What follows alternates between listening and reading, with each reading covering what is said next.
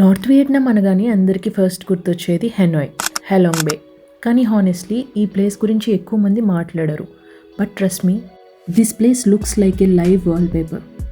No jokes, స్ట్రైట్గా fantasy movie సెట్లో ఉన్న ఫీలింగ్ వచ్చింది.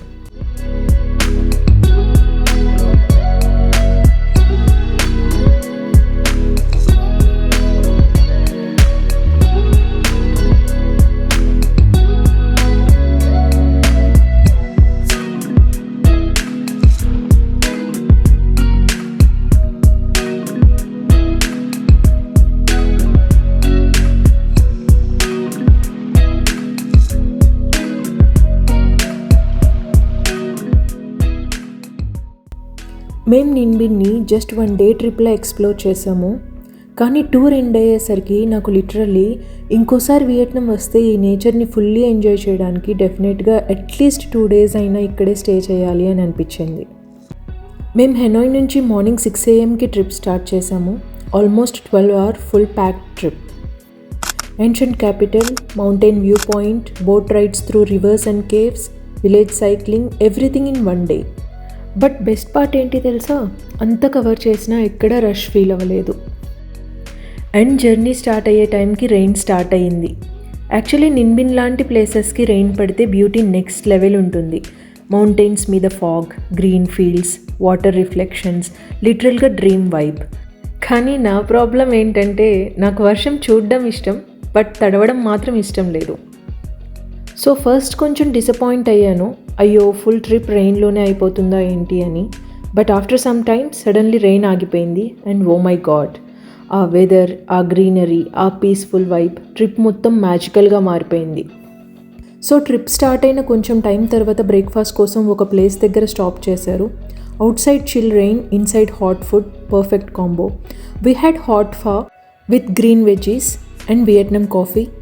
హానెస్ట్లీ ఆ రెయిన్లో వేడివేడిగా తింటుంటే చాలా కంఫర్టింగ్గా అనిపించింది. ఫా కొంచెం డిఫరెంట్ టేస్ట్ ఉంటుంది, లైట్, ఫ్రెష్ హర్బ్స్తో full flavour. And Vietnam coffees అన్నిట్లోకి నా ఫేవరెట్ బక్స్యూ. కాఫీ స్ట్రాంగ్ ఉంటుంది, కానీ మిల్క్ అండ్ కండెన్స్డ్ మిల్క్ వల్ల చాలా స్మూత్గా, స్వీట్గా, సూపర్ టేస్టీగా ఉంటుంది. ఎస్పెషల్లీ ఈ కోల్డ్ రెయినీ వెదర్లో హాట్ బక్స్యూ సిప్ చేస్తుంటే చాలా బాగుంది. అప్పటికి రెయిన్ కూడా స్లోగా తగ్గింది అండ్ రోడ్ జర్నీ మొత్తం సినిమాటిక్గా మారిపోయింది.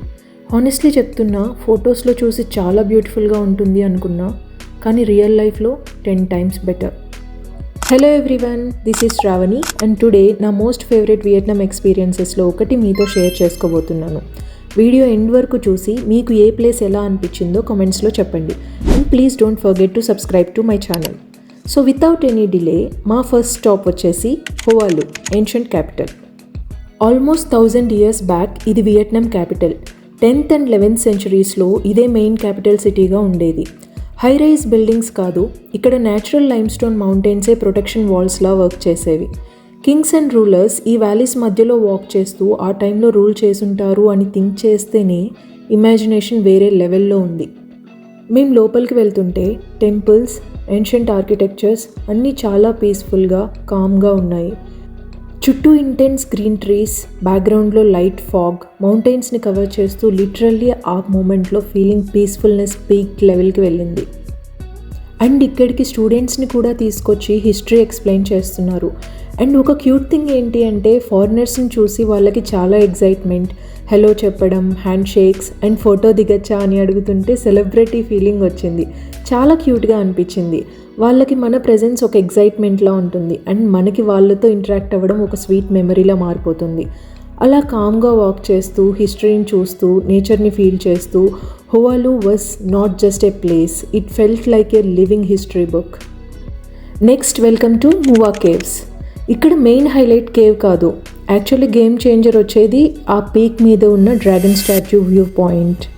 బట్ స్ట్రైట్గా చెప్పాలి అంటే ఈ ఫ్యాంటసీ లెవెల్ వ్యూ చూడాలి అంటే you have to earn it.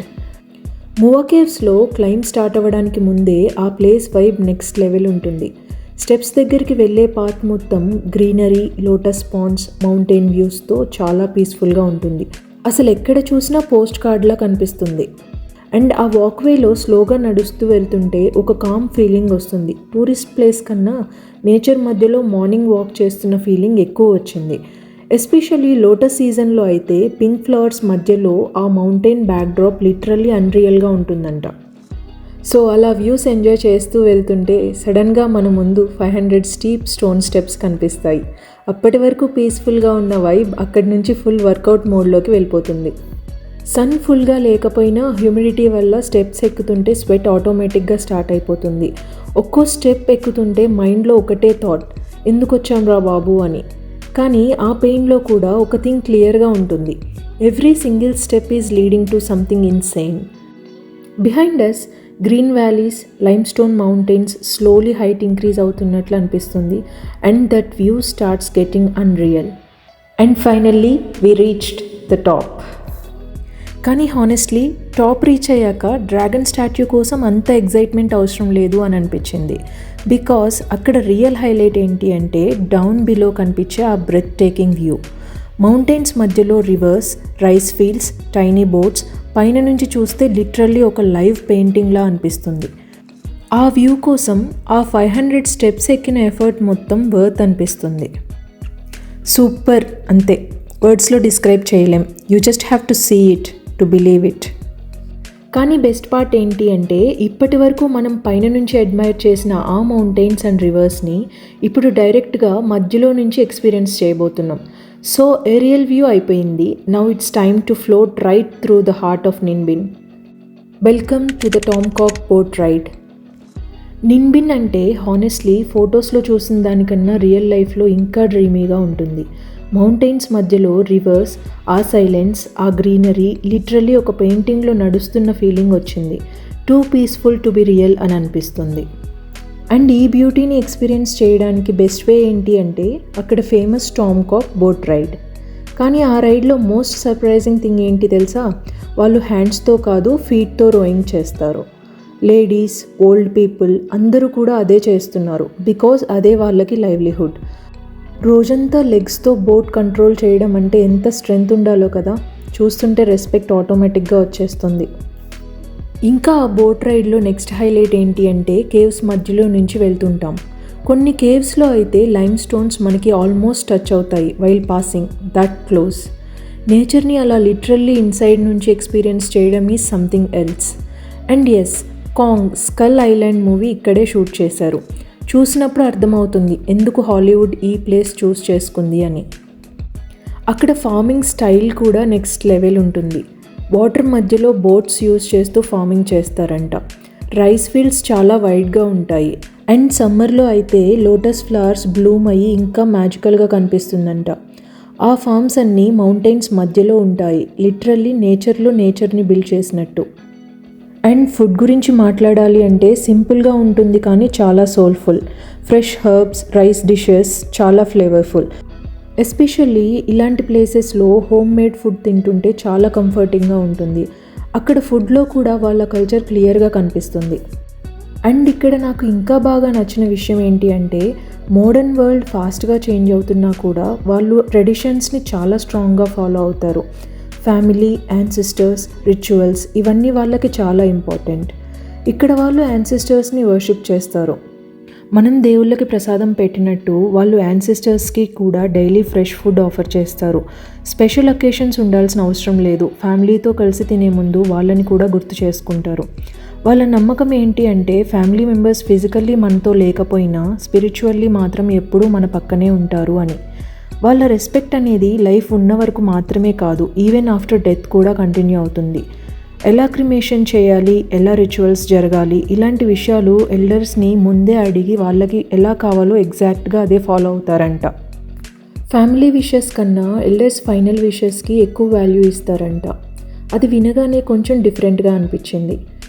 Honestly ఈ ట్రెడిషన్స్ అన్నీ చూస్తుంటే family bonds and respect towards ఎల్డర్స్ని వాళ్ళు ఎంత డీప్గా ఫీల్ అవుతారో క్లియర్గా కనిపిస్తుంది.